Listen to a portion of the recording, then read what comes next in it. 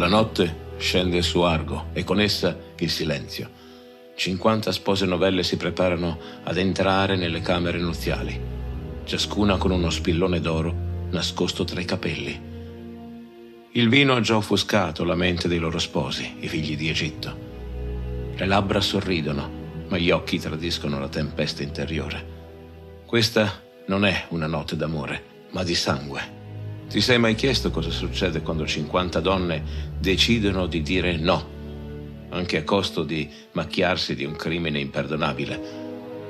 Torniamo oggi nel mito delle Danaidi per scoprire le conseguenze di una delle più straordinarie ribellioni femminili della mitologia.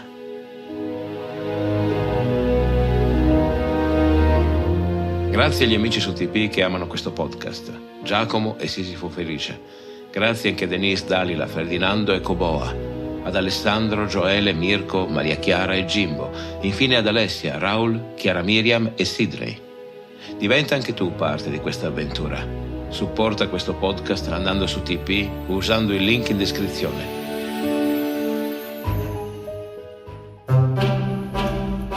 Questa puntata è dedicata a Stella che vive a Torino, cara amica di questo podcast fin dalle prime puntate. Ciao! Questo che stai ascoltando è Mitologie, le meravigliose storie del mondo antico. Sono Alessandro Gelain, insegnante di filosofia, psicologia e scienze umane.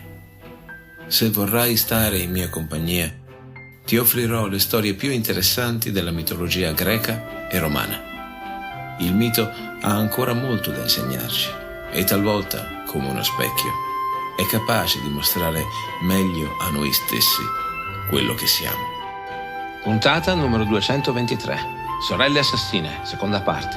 La pena eterna delle Danaidi.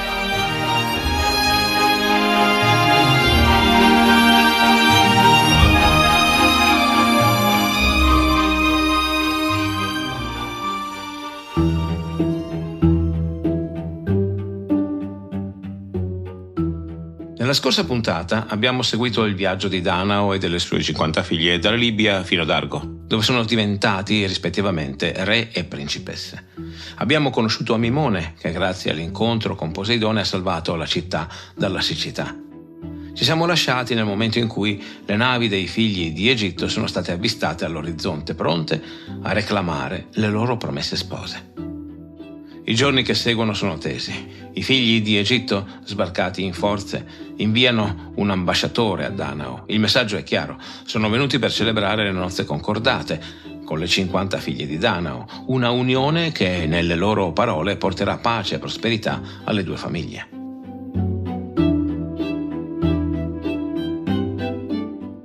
Danao riunisce il consiglio degli anziani di Argo. Molti consigliano prudenza. La città, appena ripresasi dalla siccità, non è pronta per un conflitto.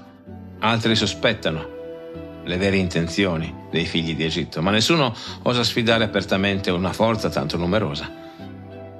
Intanto le Danaidi manifestano il loro rifiuto. Eschilo, nella sua trilogia di cui sopravvive solo Le Supplici, ci mostra giovani donne determinate ad evitare matrimoni che considerano empi e odiosi.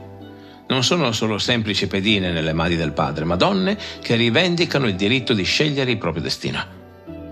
Inizialmente Danao rifiuta categoricamente ogni proposta di matrimonio. La risposta dei figli di Egitto è immediata. Circondano la città, bloccano le strade, impediscono l'arrivo di cibo e merci. Un assedio non dichiarato che mette in ginocchio Argo. Il re comprende che la situazione è insostenibile. Senza l'acqua delle sorgenti esterne alla città, il cui accesso è ora controllato dai nemici, Argo non può resistere a lungo. Dopo settimane di stallo, convoca le figlie in una sala appartata del palazzo. Con apparente rassegnazione, Danao annuncia di aver accettato le proposte di matrimonio. Le nozze saranno celebrate con tutti gli onori.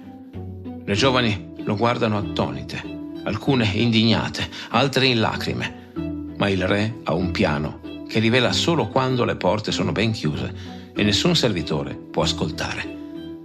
Si alza lentamente, si avvicina ad uno scrigno intarsiato d'avorio e ne estrae 50 spilloni d'oro, finemente lavorati, con punte affilate come aghi. li distribuisce alle figlie, una ad una, con istruzioni precise, nasconderli tra i capelli durante il banchetto nuziale e quando saranno sole con gli sposi, nel cuore della notte, colpire. E questo è il momento di soffermarsi su un aspetto spesso trascurato del mito, il dilemma morale delle Danaidi. Le fonti più tarde tengono a presentarle come semplici esecutrici della volontà paterna, ma le versioni più antiche suggeriscono una complessità maggiore. Eschilo in particolare sottolinea la ripugnanza che le giovani provano all'idea di unirsi a uomini che considerano violenti e arroganti. Il loro rifiuto non è solo obbedienza filiale, ma anche resistenza ad un'imposizione che percepiscono come profondamente ingiusta. In questo, paradossalmente, troviamo un eco di tematiche sorprendentemente moderne: il diritto delle donne all'autodeterminazione, il rifiuto di matrimoni forzati, la resistenza ad un sistema che le considera mera proprietà da scambiare tra uomini. Questo rovesciamento dei ruoli, le vittime designate che diventano carnefici, è uno degli aspetti più disturbanti e al contempo più complessi del mito. E le Danaidi scelgono un atto di violenza estrema, in risposta ad una situazione che percepiscono come senza vie d'uscita. La loro azione, pur rimanendo ingiustificabile per la sua brutalità, emerge da un contesto in cui le alternative sembrano inesistenti. In un mondo dove il rifiuto del matrimonio non è un'opzione socialmente accettabile e dove la loro autonomia è negata, le Danaidi rispondono con l'unico strumento di resistenza che riescono a concepire.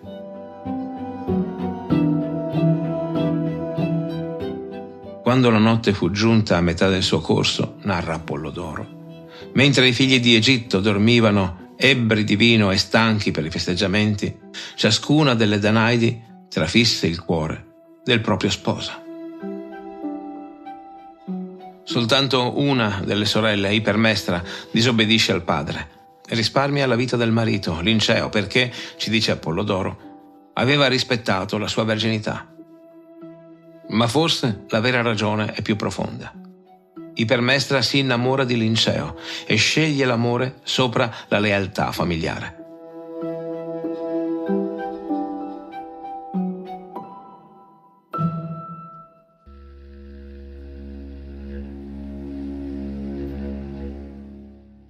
Per aver disobbedito, Ipermestra viene sottoposta a processo. In sua difesa si presenta Afrodite in persona, che pronuncia uno dei discorsi più potenti sulla forza dell'amore. La terra pretende di penetrare con l'amore nel puro cielo, dice la dea. Il desiderio d'amore prende la terra.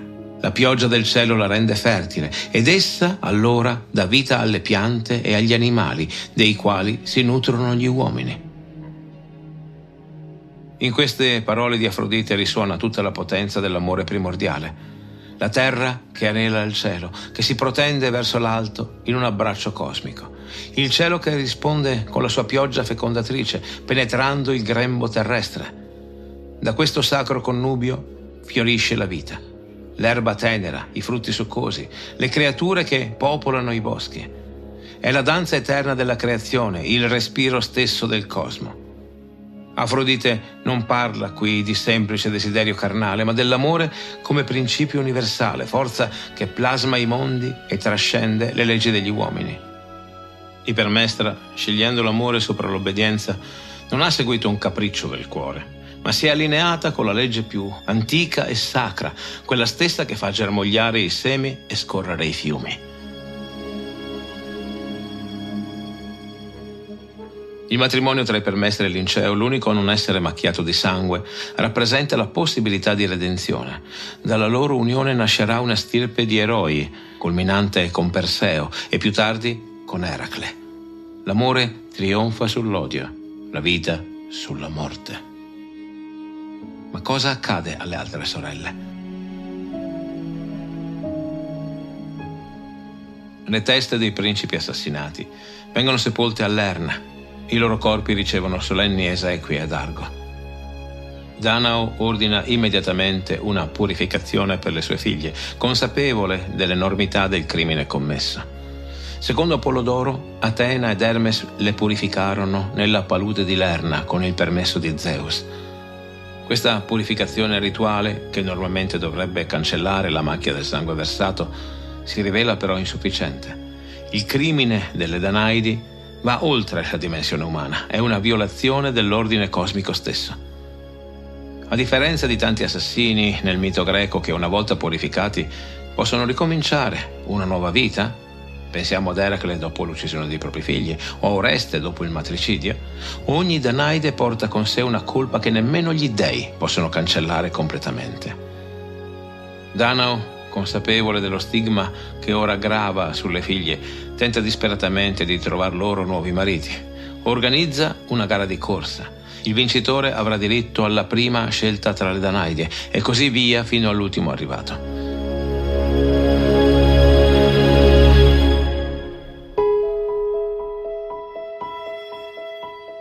È un dettaglio che rivela la profonda misoginia insita nella struttura sociale dell'epoca. Le donne, anche principesse di sangue reale, vengono trattate come premi in una competizione atletica. Non hanno voce in capitolo nella scelta del proprio destino. Ma chi vorrebbe sposare una donna che ha ucciso il proprio marito nella notte di nozze? La gara si rivela un fallimento. Pochissimi uomini si presentano, costringendo Danao ad organizzare una seconda corsa il giorno successivo.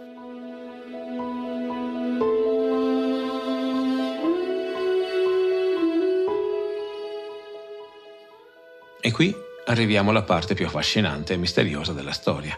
La destinazione finale delle Danaidi non è un nuovo matrimonio o una vita di espiazione terrena, ma il profondo Tartaro. La vera punizione delle Danaidi, quella che rivela il senso più profondo del loro mito, non è terrena, ma ultraterrena, eterna come i gesti che sono condannate a ripetere. I giudici dei morti condannano le figlie di Danao a portare in eterno degli orci d'acqua bucherellati come setacci.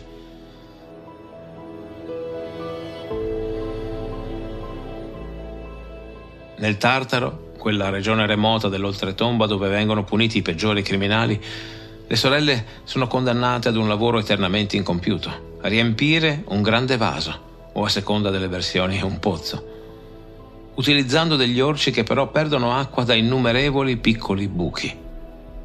Per comprendere appieno il significato di questa pena, dobbiamo esplorare il simbolismo dell'acqua nel mondo greco antico. L'acqua rappresenta simultaneamente la vita e la morte, purificazione e contaminazione. È l'elemento che dà la vita, pensiamo alla fonte di Amimone che salva Argo dalla siccità, ma anche quello che può portare distruzione, come nelle numerose inondazioni mitologiche. Nel rituale del matrimonio greco, l'acqua gioca un ruolo fondamentale. La sposa e lo sposo si bagnano con acqua lustrale proveniente da una fonte sacra, simbolizzando la purificazione prima della nuova vita insieme. Questo bagno nuziale è così importante che le giovani morte prima del matrimonio vengono raffigurate sulle loro lapidi con l'idria, la brocca dell'acqua che non hanno potuto utilizzare. Non è un caso quindi che le Danaidi, che hanno rifiutato il matrimonio nel modo più violento possibile, siano condannate ad una pena legata all'acqua. Gli orci che non riescono a trattenere l'acqua simboleggiano l'incapacità o il rifiuto di trattenere il seme maschile, di compiere il loro dovere di spose. Nel Tartaro, le Danaidi, coi loro orci forati, simboleggiano qualcosa di più profondo di una semplice punizione. Rappresentano un passaggio mai completato, un ciclo interrotto.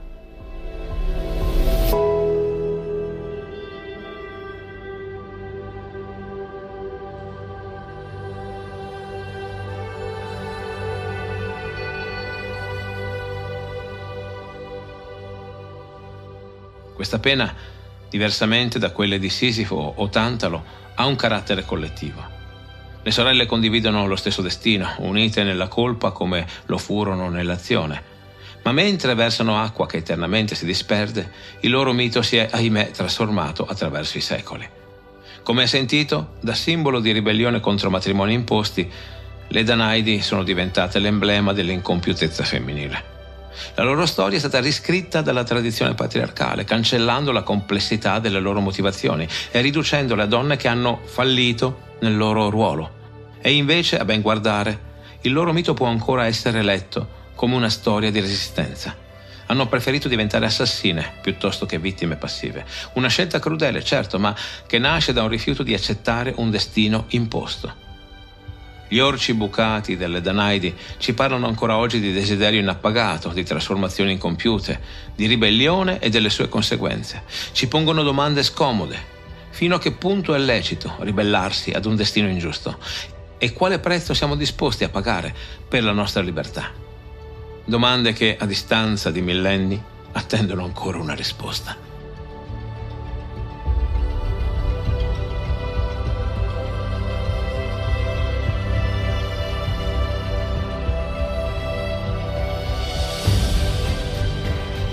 Fatti sentire, la tua voce è fondamentale per questo viaggio.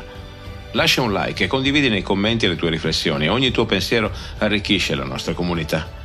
Ti è piaciuto questo episodio? Suggeriscilo a chi potrebbe apprezzarlo. È il gesto più sincero per far crescere insieme questo progetto. Iscriviti per non perdere le prossime storie che ho preparato per te. Vuoi essere parte ancora più attiva? Su TPI puoi sostenere concretamente mitologia ed accedere anche a contenuti esclusivi. Trovi il link in descrizione. Ricorda, anche una semplice visita ha per me un valore immenso.